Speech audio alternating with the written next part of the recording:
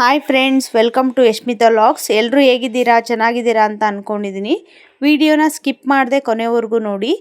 Subscribe ಮಾಡೋದನ್ನು ಮರಿಬೇಡಿ. ಯಾರ್ಯಾರು ಸಬ್ಸ್ಕ್ರೈಬ್ ಮಾಡ್ಕೊಂಡಿಲ್ವೋ ಅವರೆಲ್ಲ ಇವಾಗಲೇ ಸಬ್ಸ್ಕ್ರೈಬ್ ಮಾಡ್ಕೊಳ್ಳಿ. ನಾನಿವತ್ತು ಮಾಡಿ ತೋರಿಸ್ತಾ ಇರೋಂಥ ರೆಸಿಪಿ ಮದುವೆ ಮನೆ ಸ್ಟೈಲ್ನ ಮಶ್ರೂಮ್ ಬಿರಿಯಾನಿ ಹೇಗೆ ಮಾಡೋದು ಅಂತ ತೋರಿಸ್ತಾ ಇದ್ದೀನಿ. ಬನ್ನಿ, ಅದಕ್ಕೆ ಬೇಕಾಗಿರೋಂಥ ಇಂಗ್ರೀಡಿಯೆಂಟ್ಸು ನೋಡ್ಕೊಳ್ಳೋಣ. ಇವಾಗ ಮೆಣಸಿನ್ಕಾಯಿ, ಕೊತ್ತಂಬರಿ ಸೊಪ್ಪು, ಪುದೀನ ಸೊಪ್ಪು, 2 ಗಡ್ಡೆಯಷ್ಟು ಬೆಳ್ಳುಳ್ಳಿ, 1.5 ಇಂಚಷ್ಟು ಶುಂಠಿ ತೊಗೊಂಡಿದ್ದೀನಿ. ಅದನ್ನೆಲ್ಲದನ್ನು ಸ್ವಲ್ಪ ನೀರು ಹಾಕ್ಕೊಂಡು ಗ್ರೈಂಡ್ ಮಾಡ್ಕೊಳ್ಳಿ.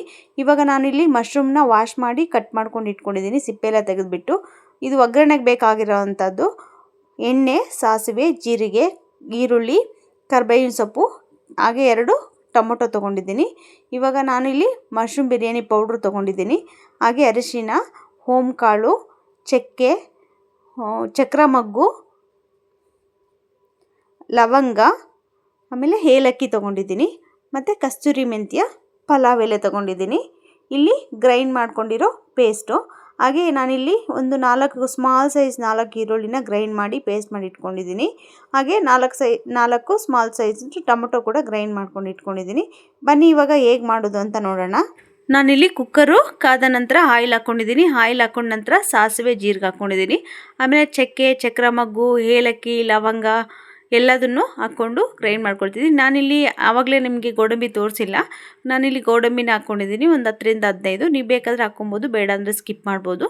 ನಾನಿಲ್ಲಿ ಈರುಳ್ಳಿ ಮತ್ತು ಕರಿಬೇವಿನ ಸೊಪ್ಪನ್ನು ಹಾಕ್ಕೊಂಡು ಫ್ರೈ ಮಾಡ್ಕೊಂಡಿದ್ದೀನಿ, ಬ್ರೌನ್ ಕಲರ್ ಬರೋವರೆಗೂ. ನಂತರ ನಾನಿಲ್ಲಿ ಮಶ್ರೂಮು ಅದು ಫ್ರೈ ಆದಮೇಲೆ ಕಸ್ತೂರಿ ಮೆಂತ್ಯ ಹಾಕ್ಕೊಂಡಿದ್ದೀನಿ. ಅದಾದ ನಂತರ ಅರಿಶಿಣ ಮತ್ತು ರುಬ್ಕೊಂಡಿರೋ ಪೇಸ್ಟೆಲ್ಲ ಹಾಕ್ಕೊಂಡಿದ್ದೀನಿ.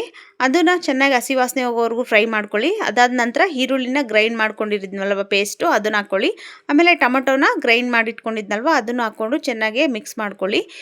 ಇವಾಗ ಟೊಮೊಟೊ ಮತ್ತು ನಾನಿಲ್ಲಿ ಬಿರಿಯಾನಿ ಮಸಾಲ ಪೌಡ್ರ್ ತೊಗೊಂಡಿದ್ನಲ್ವ ಅದನ್ನು ಹಾಕ್ಕೊಂಡಿದ್ದೀನಿ. ಮತ್ತು ನಂತರ ನಾನು ಸಾಲ್ಟ್ ಹಾಕ್ಕೊಂಡಿದ್ದೀನಿ. ಸಾಲ್ಟ್ ಹಾಕ್ಕೊಂಡ ನಂತರ ನಾನೊಂದು ಪಾತ್ರೆಯಲ್ಲಿ ನೀರು ಕಾಯೋದಕ್ಕೆ ಮುಂಚೆನೇ ಇಟ್ಟಿದ್ದೆ.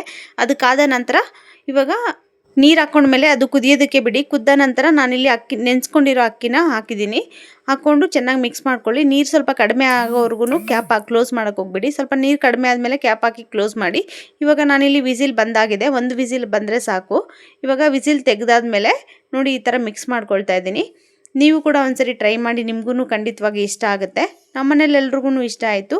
ಲೈಕ್ ಮಾಡಿ, ಶೇರ್ ಮಾಡಿ, ಕಮೆಂಟ್ ಮಾಡಿ, ಸಬ್ಸ್ಕ್ರೈಬ್ ಮಾಡೋದನ್ನು ಮರಿಬೇಡಿ. Thanks for watching.